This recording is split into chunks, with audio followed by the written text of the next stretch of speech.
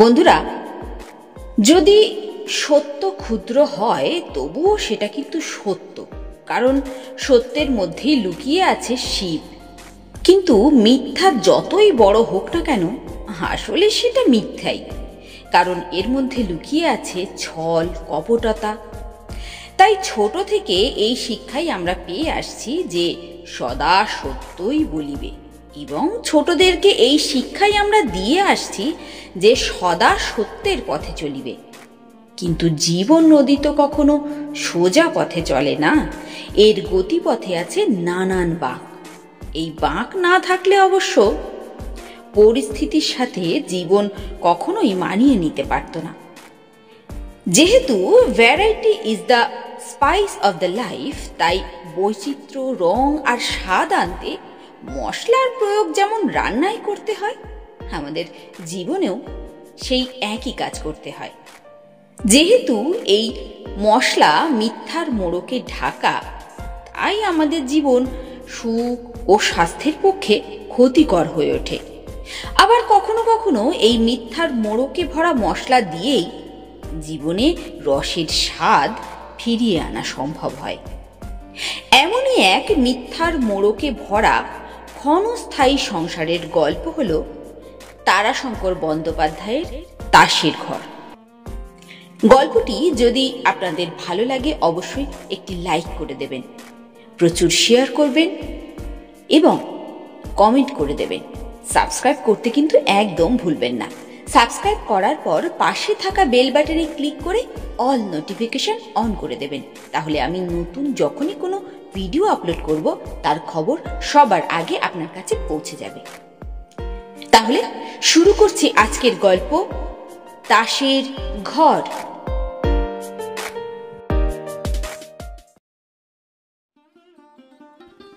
অমর শখ করিয়া চায়ের বাসনের সেট কিনিয়াছিল। 6টা পিরিচ, পেয়ালা, চাঁদানি ইত্যাদি রংচং করা সুদৃশ্য জিনিস। দামও নিতান্তই অল্প নয়, 4 টাকা। 4 টাকা মধ্যবিত্ত গৃহস্থের পক্ষে অনেক।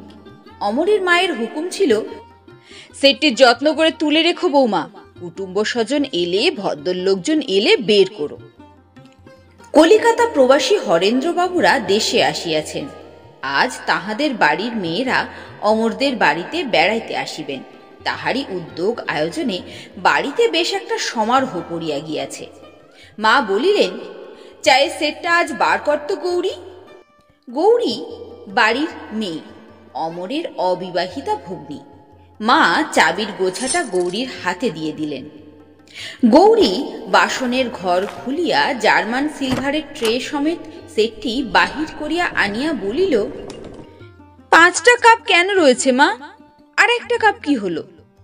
এই দেখো বাপু, সবে মাত্র আমি বের করে আনছি, আমার আবার দোষ দিও না যেন।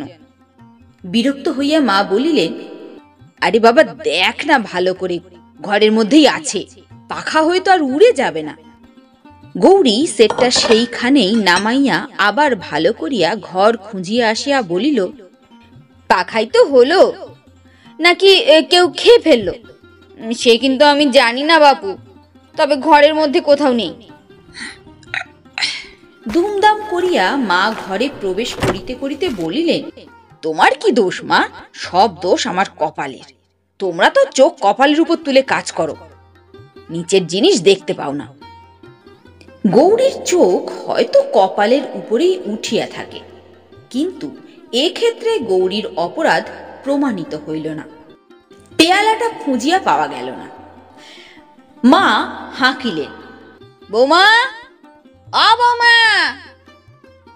বৌমা মানে অমরের স্ত্রী শৈল তখন উপরে ঘর দুয়ার ঝাড়িয়া পরিষ্কার করিয়া অতিথিদের বসিবার স্থান করিতেছিল। সে নিচে আসিয়া শাশুড়ির কাছে দাঁড়াইয়া বলিল, আমায় ডাকছেন মা? শাশুড়ি বাসনন্ত প্রাণ। সিন্ধুকের চাবি পুত্রদের দিয়া বাসনের ঘরে চাবি লইয়া বাঁচিয়া আছেন। পেয়ালাটার খোঁজ না পাইয়া ফুটন্ত তৈলে নিক্ষিপ্ত বার্তাকুলের মতো সশব্দে জ্বলিয়া উঠিলেন। তিনি বলিলেন, হ্যাঁ গো রাজকন্যে, নইলে বৌমা বলে ডাকা কি ওই বাউড়িদের না ডোমেদের? শৈল নীরবেই দাঁড়াইয়া রহিল। উত্তর করা তার অভ্যাস নয়। শাশুড়ি বলিলেন, একটা পেয়ালা পাওয়া যাচ্ছে না কেন বলো দেখি, কি হলো? একটু নীরব থাকিয়া বধূ বলিল, ও ও আমি ভেঙে ফেলেছি মা। শাশুড়ি কিছুক্ষণ বধূর মুখের দিকে চাহিয়া থাকিয়া বলিল, বেশ করেছ বেশ করেছ, কি আর বলবো বলো?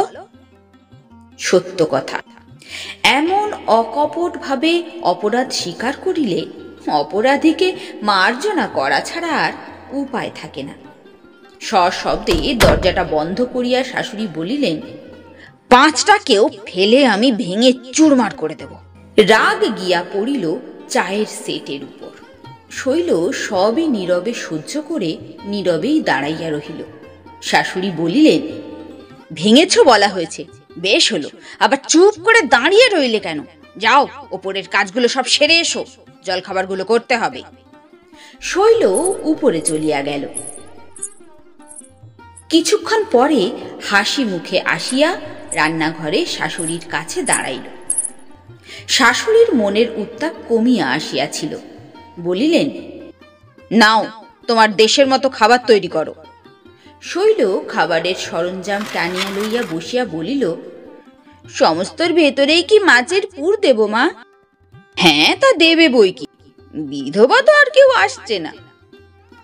ময়দার ঠোলার ভিতরে মাছের পুর দিতে দিতে শৈল বলিল, জানেন মা, এর সঙ্গে যদি একটু হিং দেওয়া হতো তো ভারী চমৎকার হতো।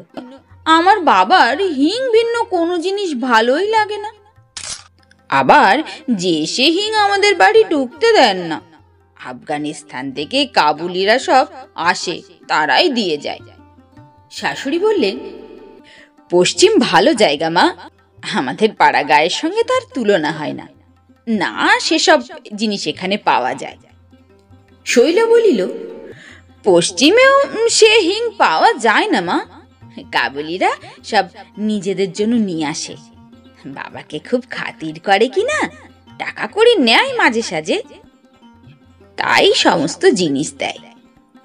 শুধু কি হিং, যখন আসবে তখন প্রত্যেকে আঙুর, বেদানা, নেশপাতি, হিং, বাদাম কত কিছু ঝুড়ি ভরে ভরে দিয়ে যায়। একজনে তো আবার দেয় না, 5 জনে মিলে, সে কত হয়। কাঁচা জিনিস অনেক পচেই যায়, ফেলে দিতে হয়। ও ঘরের বারান্দা হইতে ননদ গৌরী মৃদু স্বরে বলিল, এই আরম্ভ হলো এইবার। অর্থাৎ বাপের বাড়ির গল্প আরম্ভ হইল। সত্য কথা, শৈলর এই এক দোষ, বিনীত, নম্র, মিষ্টিমুখী সুন্দরী বউটি প্রত্যেক কথায় তার বাপের বাড়ির তুলনা না দিয়া থাকিবে না। পাশের বাড়িতে তুমুল কোলাহল উঠিয়াছিল। শাশুড়ি এবং বধূতে কলহ বাঁধিয়াছে। শৈলর শাশুড়ি বলিলেন, যা হবে তাই হোক মা, আমার বউ ভালো হয়েছে, উত্তর করতে জানে না, দোষ করলে বকবো কি, মুখের দিকে চাইলেই মায়া হয়। শৈল বলিল, ওর ছেলে স্ত্রীকে শাসন করে না কেন?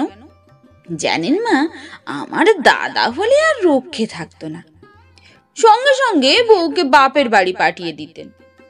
একবার বৌদি কি যেন একটা উত্তর করেছিল মায়ের সঙ্গে, দাদা তো 3 মাস বৌদিদির সঙ্গে কথা কননি, শেষে মা আবার বলে কয়ে কথা বলান। তবে দাদার আমার বড্ড বাতি, খদ্দর পড়বে হাঁটু পর্যন্ত, জামা সেই হাত কাটা এতটুকখানি, তামাক না, বিড়ি না, সিগারেট না, সে এক বাতিকের মানুষ। শাশুড়ি বোধ হয় মনে মনে একটু বিরক্ত হইয়া উঠিলেন। বলিলেন, নাও নাও, তাড়াতাড়ি হাত চালিয়ে নাও, দেখো যেন মাছে কাঁটা টাটা না থাকে। শৈল বলিল, ছোট মাছ কাঁটা বাছতে হাত চলছে না মা, তবে এই হয়ে গেল। কড়ায় এক ঝাঁক সিঙাড়া ছাড়িয়া দিয়া আবার সে বলিল, মা আমার কখনো ছোট মাছ বাড়িতে ঢুকতে দেন না, সে 2 কম মাছ হলেই সঙ্গে সঙ্গে ফেরত পাঠিয়ে দেবে। কুচো মাছের মধ্যে ওই ময়া আর কাঠ মাছের মধ্যে মাগুর। শাশুড়ি বাধা দিয়া বলিলেন, নাও নাও, সেরে নিয়ে চুলটুল বেঁধে ফেলোকে যাও। কেশ প্রসাধন অন্তে কাপড় ছাড়িতেছিল শৈল। ননদ গৌরী প্রশংসা সমান দৃষ্টিতে ভাতৃজায়ার দিকে চাহিয়া বলিল, উফ, রং বটে তোমার বৌদি, তুমি যা পরবে তাতেই তোমাকে সুন্দর লাগবে। আর আমাদের দেখো না, যেন কাঠ পুড়িয়ে। শৈল বলিল, এ যে দেবার নয় ভাই, নইলে তোমাকেও দিতাম। আমার আর কি রং দেখছো? আমার বাবা দাদা বোনেদের যদি দেখতে, তবে দেখতে রং কাকে বলে, ঠিক একেবারে যেন গোলাপ ফুল। গৌরী বিস্মিত হইয়া বলিল, বলো কি বৌদি, তোমার চেয়েও ফর্সা রং? হ্যাঁ ভাই, বাড়ির মধ্যে আমি শুধু কালো। শাশুড়ি আসিয়া চাপা গলায় বলিলেন, আর কত দেরি বৌমা, ওরা যে সব এসে গেল। শৈল তাড়াতাড়ি মাথার কাপড়টা টানিয়া দিয়া বলিল, এই যে মা, হয়ে গেছে আমার।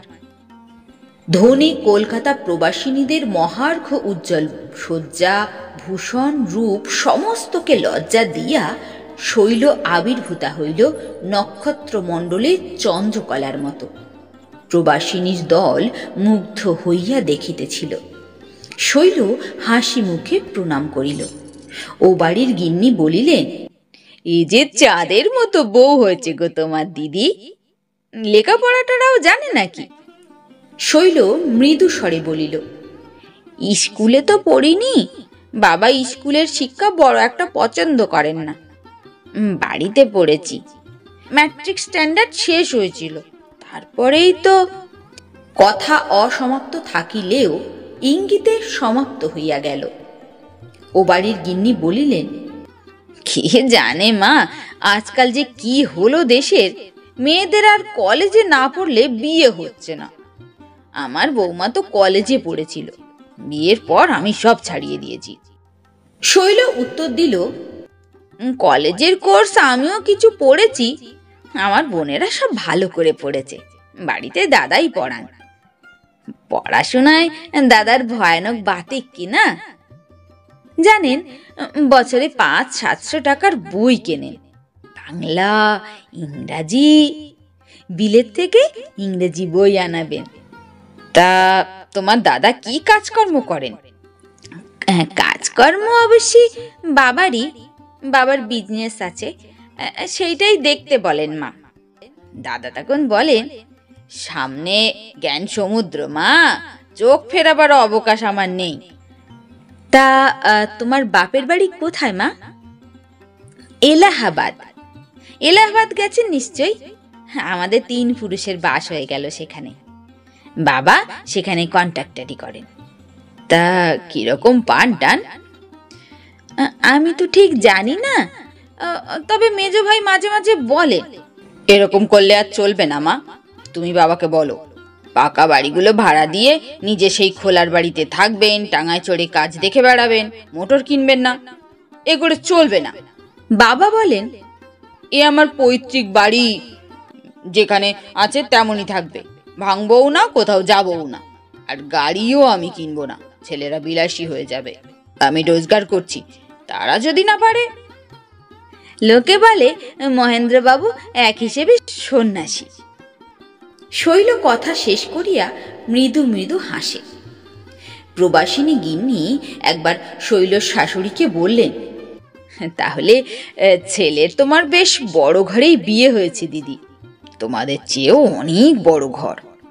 তা তত্ত্ব তল্লাশ করেন কেমন বেআইরা? বিচিত্র সংসার, বিচিত্র মানুষের মন, কোন কথায় কে যে আঘাত পায় সে বোঝা বোধ করি বিধাতারও সাধ্য নয়। তোমাদের চেয়ে বড় ঘর, এই কথাটুকুতেই অমরের মা আহত হইয়া উঠিলেন। তিনি মুখ বাঁকাইয়া বলিলেন, কে জানে দিদি, বড় না ছোট সে জানি না, তবে বৌমাই বলেন তার বাপের এই তার বাপের ওই, কিন্তু তত্ত্ব তলাশ তো দেখি না। আজ 2 বছর হলো ওই দুধের মেয়ে এসেছে, নিয়ে যাওয়ার নাম পর্যন্ত নেই। শৈল মুহূর্তের মধ্যে বলিয়া উঠিল, জানেন তো মা, বাবার আমার অদ্ভুত ধরন। তিনি বলেন যে বস্তু আমি দান করলাম সে আবার আমি কেন ঘরে আনবো? তবে যাকে দান করলাম সে যদি স্বেচ্ছায় নিয়ে আসে তখন তাদের আদর করব, সম্মান করব। আমার বলবো আর তত্ত্ব তলাশ এত দূর থেকে কি করা সম্ভব? কিন্তু টাকা চাইলেই দেন তিনি, যখন চাইবেন তখনই দেবেন। শাশুড়ি বলিয়া উঠিলেন, কি বললে বৌমা? তোমার বাবা আমাদের টাকা দেন? কখন দেন? কোন কালে দেন? শৈল বলিল, আপনাদের কথা তো বলিনি মা, আপনি জিজ্ঞেস করে দেখবেন। 150-80 চাইলেই তিনি দেন, কেন দেবেন না? শাশুড়ির মুখ কালো হইয়া উঠিল। শুধু গ্রামবাসী নয়, উপস্থিত মহিলাবৃন্দ, প্রবাসিনী, দেশ দেশান্তরে এ সংবাদ রটিয়া যাইবে। অমরের মায়ের যেন মাথা কাটা গেল। তিনি বললেন, ভালো, অমর আসুক, আমি জিজ্ঞাসা করব। কই, ঘ্রণাক্ষরেও তো আমি জানি না। ও বাড়ির গিন্নি বললেন, তোমায় হয়তো বলেনি অমর, দরকার হয়েছে শ্বশুরের কাছ থেকে নিয়েছে। অমরের মা বললেন, কেন? সেটাই বা নেবে কেন? সেটা নেওয়া অন্যায় কাজ হয়েছে, নীচ কাজ হয়েছে। ছি, শ্বশুরের কাছে হাত পাতা, ছি।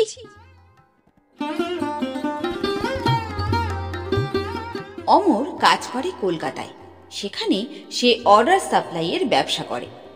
ব্যবসা হলেও ক্ষুদ্র তাহার আয়তন, সংকীর্ণ তাহার পরিধি, তবুও সে স্বাধীন। তাই মাসে 2 বার করিয়া সে বাড়িতে আসিয়া থাকে। অমরের মা রোষ কষায়িত নেত্রে পুত্রের আগমনের পথের দিকে চাহিয়া রহিলেন। ধনী কলকাতা প্রবাসিনীদের সম্মুখে যে অপমান তাহার হইয়াছে সে তিনি কিছুতেই ভুলিতে পারিতেছেন না। শুধু তাহার সংসারের অসচ্ছলতাই নগ্নভাবে প্রকাশ করতে ছাড়ে নাই, তাহাকে মিথ্যাবাদীও সাজাইয়াছে। এ কয়দিন বধূর সঙ্গে বাক্যালাপটুকুও করেন নাই। শৈল অবশ্য সে বিষয়ে দোষী নয়। সে সর্বদাই মুখে হাসিটি মাখিয়া শাশুড়ির আজ্ঞার জন্য তাহার মুখের দিকে চাহিয়া থাকেন। সংসারের নিয়ম কাল অগ্নির উত্তাপও হরিয়া থাকে, মনের আগুনও নিবিয়া আসে। কিন্তু শৈলর দুর্ভাগ্য, শাশুড়ির মনের আগুন শিখা হ্রস্ব হইতে না হইতেই ইন্ধনের প্রয়োগে দ্বিগুণ হইয়া উঠিল। পাড়ায় ঘরে ঘাটে এ লইয়া যে কানাঘুষো চলিতেছিল সেটা ভালোভাবেই ক্রমশ জানাজানি হইয়া গেল। সেদিন সরকারদের মজলিসে এক দফা প্রকাশ্যে আলোচনার সংবাদ অমরের মা সকর্ণে শুনিয়া আসিলেন। 10 দশেক পরেই কিসের একটা ছুটি উপলক্ষে অমর বাড়ি আসিবার কথা জানাইয়া দিল। শৈলর মাথায় যেন আকাশ ভাঙিয়া পড়িল। কথাটা মিথ্যা, বারবার সংকল্প করিয়াও সে এ বিষয়ে স্বামীকে কোনো কথা লিখিতে পারে নাই। কোনো অনুরোধ জানাইতে কেমন যেন লজ্জা বোধ হইয়াছে।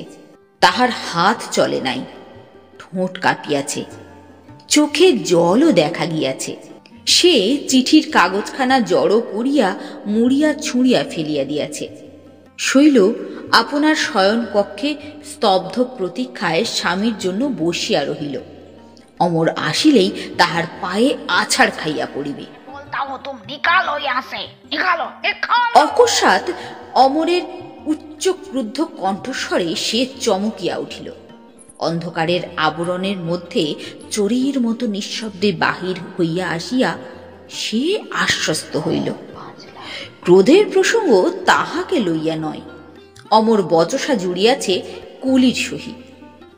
এই মাত্র আধমাই, মালের ওজন আধমন 25-এর, তোকে তো 2 আনা দিলাম, আবার কত দেব? লোকটাও ছাড়িবার পাত্র নয়। সে বলিতেছিল, তখন আপনি চুকিয়ে নেন নাই কেন মশাই? তখন যে একেবারে হুকুম ছাড়লেন, দাঁড়াও, আমাদের রেট 3 আনা, দেন, দিতে হবে। কালো বেটা, নিকালো বলছি। এই নে হারামজাদা, এই নে, এক্ষুনি আমার সামনে থেকে নিকালো। পয়সা ফেলিয়া দিয়া অমর ক্রুদ্ধ পদক্ষেপে বাড়ি ঢুকিল। দেখো না, লোকসান যেদিন হয় সেদিন এমনি করেই হয়। 50টা টাকা একজন মেরে দিয়ে পালালো, তারপর ট্রেন ফেল, আবার বাড়িতে এসে 4টে পয়সা লোকসান। মা বোধ করি প্রস্তুত হইয়াই দাঁড়াইয়াছিলেন। তিনি শান্ত অথচ শ্লেষ তীক্ষ্ণ কণ্ঠে কহিলেন, তার জন্য তোমার চিন্তা কি বাবা? বড়লোক শ্বশুর রয়েছে, তাকে লেখো, তিনিই পাঠিয়ে দেবেন। অর্থ না বুঝলেও শ্লেষ তীক্ষ্ণ বাক্যস্বর আঘাত করিতে ছাড়ে নাই। অমর ভ্রু কুঞ্চিত করিয়া বলিল, তার মানে? মা বলিলেন, সেই জন্যই তো তোমার পথ চেয়ে দাঁড়িয়ে আছি বাবা। আমি শুনবো তুমি আমাকে তোমার রোজগারের অন্নে খাওয়াও না, তোমার শ্বশুরের দানের অন্নে আমাকে পিণ্ডি দাও। তুমি নাকি তোমার শ্বশুরের কাছে টাকা চাও, সে শ্বশুর তোমায় টাকা পাঠিয়ে দেন, 100, 50, 80, যখন যেমন তোমার দরকার হয়। ক্লান্ত তীক্ষ্ণচিত্ত অমরের মস্তিষ্কে মুহূর্তের মধ্যে আগুন জ্বলিয়া উঠিল। সে বলিয়া উঠিল, কে, কোন হারামজাদা হারামজাদি এই কথা বলে? হ্যাঁ? মা ডাকিলেন, বৌমা। শৈলর চক্ষের সম্মুখে চারিদিক যেন দুলিতেছিল। কি করিবে, কি বলিবে, কোনো নির্ধারণই সে স্থির করিতে পারিল না। শাশুড়ি আবার বলিলেন, চুপ করে রইলে কেন? বলো, উত্তর দাও। শৈল বিহ্বলের মতো বলিয়া ফেলিল, হ্যাঁ বাবা, দেন তো। অমর মুহূর্তে উন্মত্তের মতো দেওয়ালে মাথা ফুটিতে আরম্ভ করিল। মা তাহাকে ধরিয়া ফেলিলেন। অমর বলিল, ও বাড়িতে থাকলে আমি অন্য জল গ্রহণ করব না। মা বলিলেন, আমার মাথাটা কাটা গেল হরেন বাবুর বাড়ির মেয়েদের কাছে, এমন বউ নিয়ে আমিও ঘর করতে পারবো না বাবা। বিচারক যেখানে বিধিবদ্ধ নিধানের মধ্যে আবদ্ধ নয়, সেখানে বিচার হয় না। বিচারের নামে ঘটে স্বেচ্ছাচার। তাই ওইটুকু অপরাধে শৈলর অদৃষ্টে গুরুদণ্ড হইয়া গেল। সেই রাত্রেই তাহার নির্বাসনের ব্যবস্থা হইল। রাত্রি 12টার ট্রেনে শৈলর দেবর তাহাকে লইয়া এলাহাবাদ রওনা হইয়া গেল।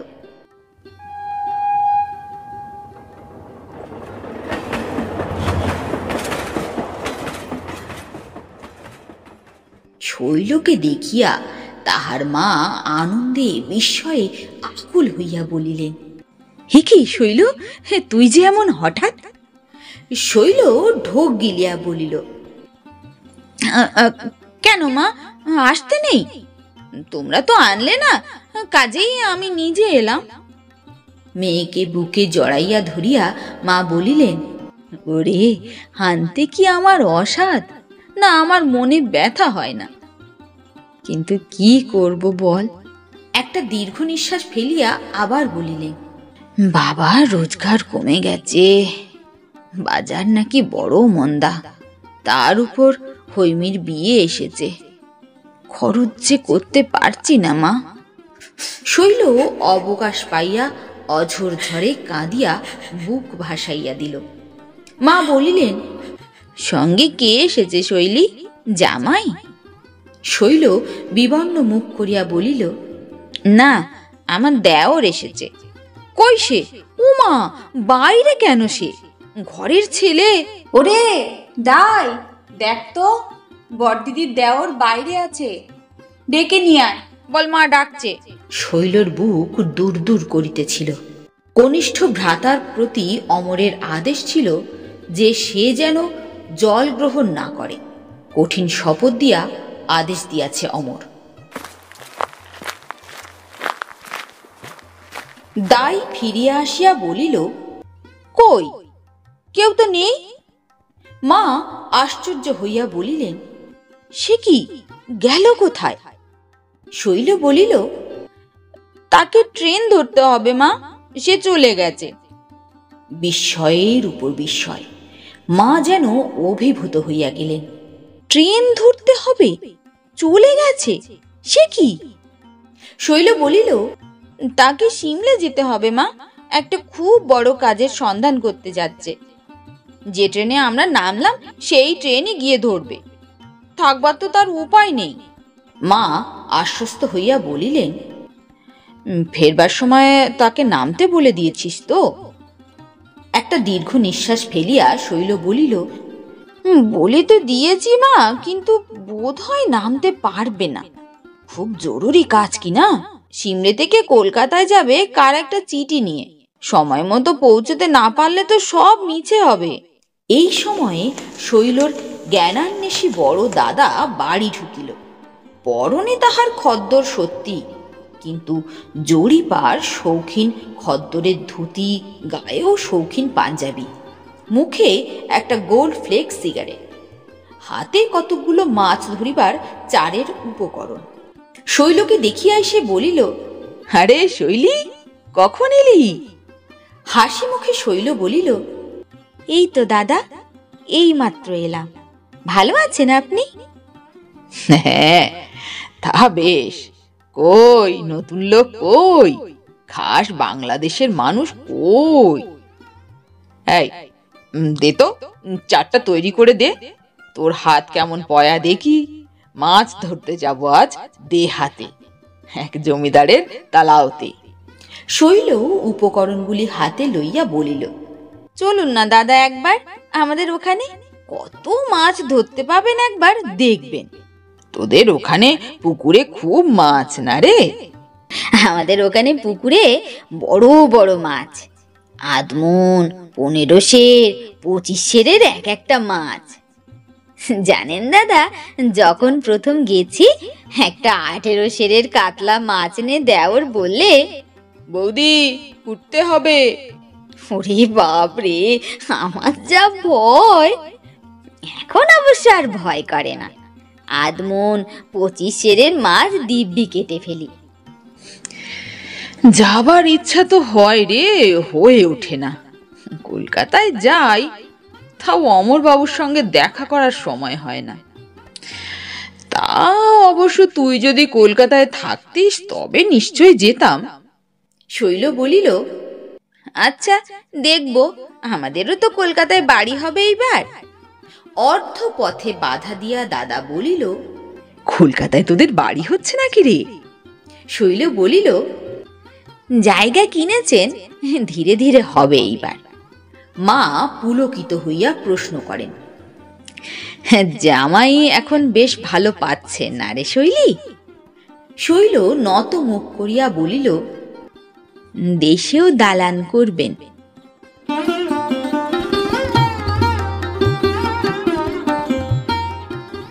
মাস দুয়েক পরই কিন্তু শৈলর মা অনুভব করিলেন কোথাও একটা কিছু অস্বাভাবিক ঘটিয়াছে।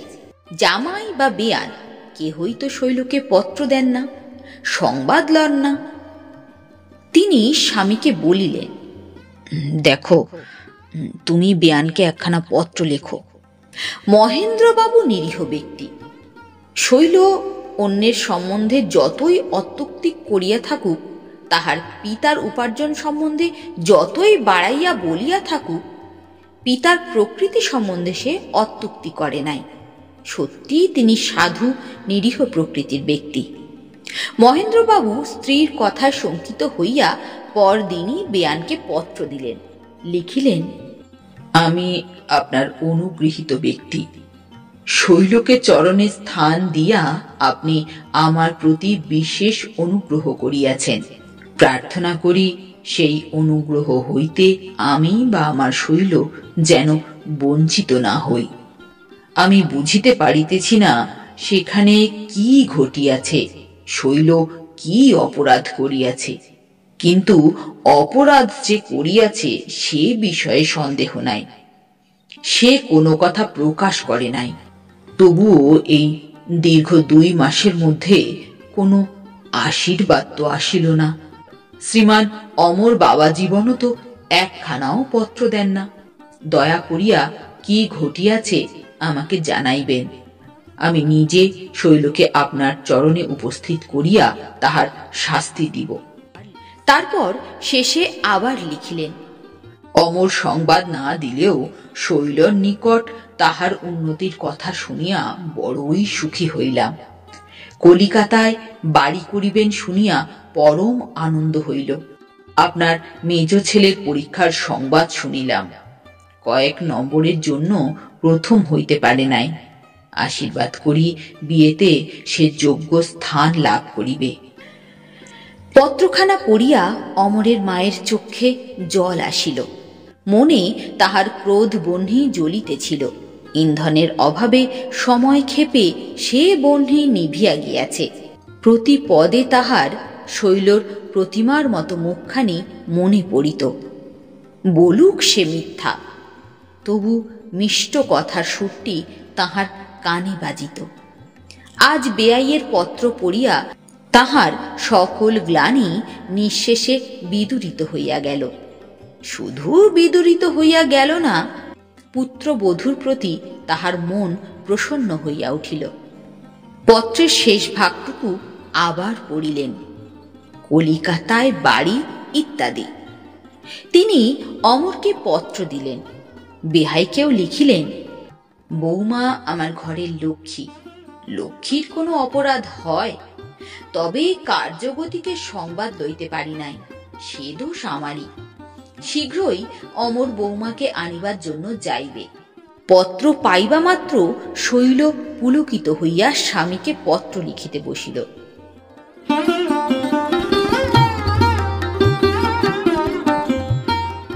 অমর আসিয়াছে। 10-12 সেরের একটা মাছ সে আনিয়াছে।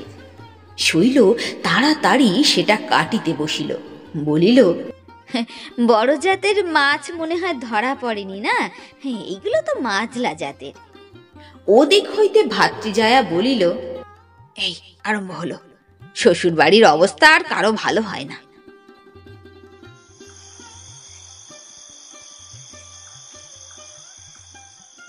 রাত্রে অমরের নিকট শৈল নত মুখে দাঁড়াইয়াছিল।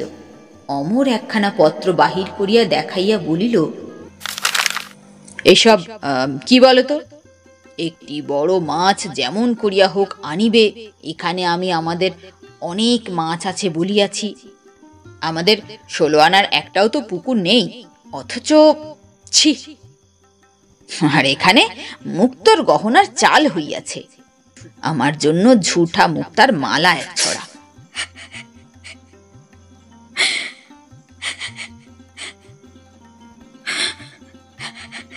ও কি শৈল, কাঁদছ কেন? শৈল, শৈল। শৈল বিছানায় মুখ গুঁজিয়া আকুল হইয়া কাঁদিয়া উপাধান সিক্ত করিয়া তুলিল। সে কথা অমরকে মুখ ফুটিয়া বলিবার নয়।